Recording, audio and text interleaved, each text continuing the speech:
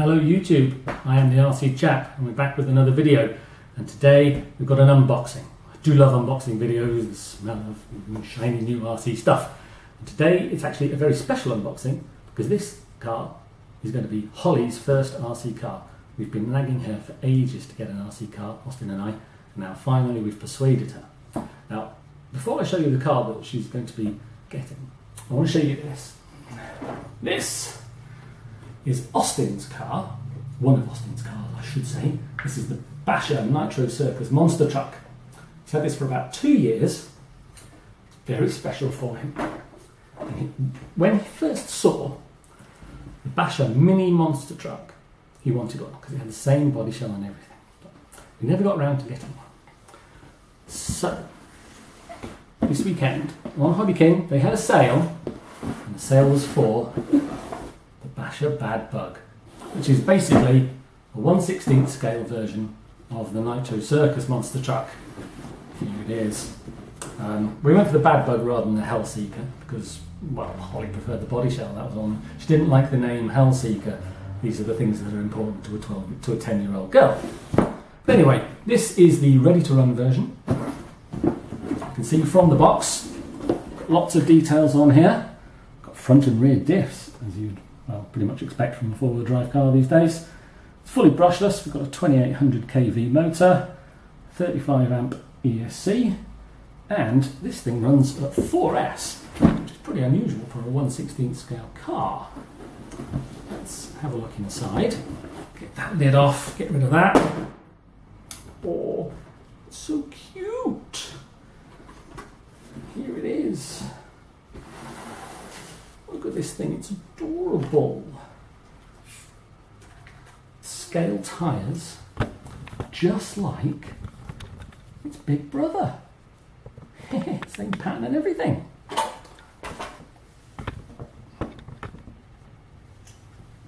So, these wheels are about 90 millimeters, I think. The Nitro Circus are 165, so they're slightly more than half-sized.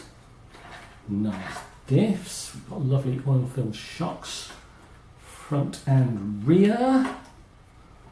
There we go. And a wheelie bar, which has an adjustable oil-filled shock as well. That should stop it from flipping over too much.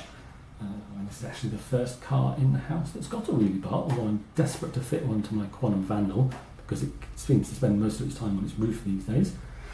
Let's have a look inside. So there are stickers in the box ready to be applied. I think there's a protective film on this body shell, so do make sure if you get one of these, you take the film off before putting the stickers on. It's a sort of camouflage style body shell, which I'm not that keen on. HobbyKing used to sell a clear version of the body shell, but I can't find that at the moment on their website. So if we want an alternative body shell, there aren't that many places to look. But Banggood do sell a version of this monster truck with more of a truck style body shell. It's pre-painted in orange. It's called the Carnage from the original OEM. So that's probably where we'll go if we want to get an alternative body shell. That's not too bad. It's quite sturdy. So here we are in the car. We've got a receiver because, like I say, this is ready to run. I'll get the transmitter out in a sec. There's the power switch, and we've got a very small servo. We've got 2 battery trays, of course, because this thing does run on 4S. Let's see, pop the battery in there and poke the connector out the top. Yeah, okay, not too bad. There's the 2800 kV brushless motor. Not too big. I have seen other people on YouTube who have put bigger motors in there, so it's always good to have an upgrade path. That would probably mean upgrading the speed controller as well. It's only a 35 amp speed controller, but it can be quite hard to get smaller speed controllers that run with 4S. A lot of them this size will only go up to 3S, so that's something to look for. Shocks feel reasonably springy. I'll have a look at those at a later date.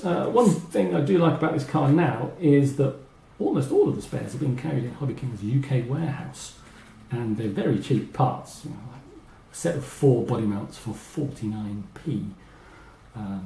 That's priceless, really. Being able to get hold of spare parts so cheaply, especially when it's going to be driven by somebody as their first car. We'll see how she gets on with that. Okay, yeah, that looks like a nice car. We've got adjustable turnbuckles for both the steering and camber on the rear as well. No adjustment of toe-in, that's preset. There is some toe-in at the rear and some toe-in at the front. There hardly any. See if that affects performance and handling. That to me looks like a rebranded FlySky receiver, exactly the same as the ones we're running in our cars. And here is transmitter. It's a HobbyKing branded GT2E, and that's basically just a FlySky remote. Takes 4 AA batteries that are not included, so you're going to have to hunt around in your house to find some of those. I know we don't have very many spare at the moment. There's a flap here, which I can struggle with. And we open up there and you've got all the normal sorts of things you'd expect on a fairly cheap remote. Power switch, trim, reverse your channels. Very rubbery rather than foam feeling wheel. It's quite hard, but decent grip on there. Nice return to centre action. Nice detailing, the wheel and brake disc effect in there.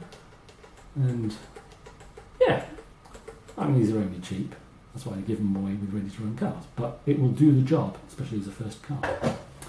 Also in the box we have an instruction manual, which is quite a thick instruction manual actually, and a bunch of stickers. I'm sure they'll find their way onto the car at some point. Anything else? No, that's all. Right. Well, like I say, this looks like a very useful little car. It's going to be ideal as a first runner. I will try and get some running videos of this fairly soon. Holly's out of the house at the moment, so I'm taking this opportunity while it's nice and quiet. But as soon as she comes back, she is going to want to run this thing. The last thing I should show you is the batteries that I've got to go with this. They do give dimensions on HobbyKing's website. It's something like 100mm by 45 by a bit. So based on that, I looked around and found the biggest batteries I could find, and that was these Rhino 1750 mAh 20C batteries, which is more capacity than they recommend. They only specify a 1300 mAh for this. So hopefully we should get some decent runtime off these batteries. They are fully charged, they're ready to go. So all that remains now is to see how this thing handles. Thanks for watching.